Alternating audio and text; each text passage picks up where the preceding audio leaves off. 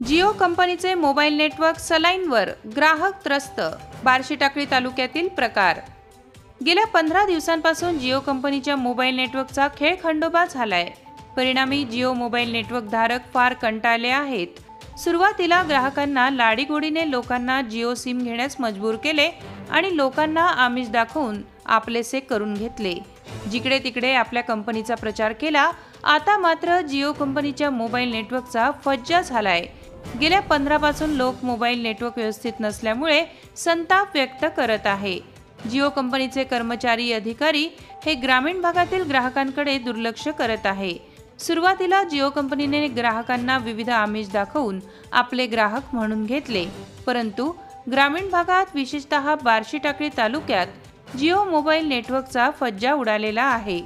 Mobile network नसल्यामुळे ग्राहकांची मोठी नाराजी आहे।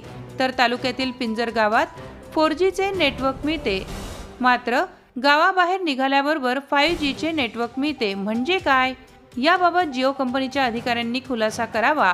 तसेच बार्शीटाकळी तालुक्यातील जिओचे मोबाईल नेटवर्क सुरळीत सुरू ठेवावे अशी तालुक्यातील लोकांची मागणी आहे। गेल्या 2-3 महिन्यांपासून तालुक्यातील जिओ मोबाईल नेटवर्कची सुविधा पूर्ण ढासळली आहे।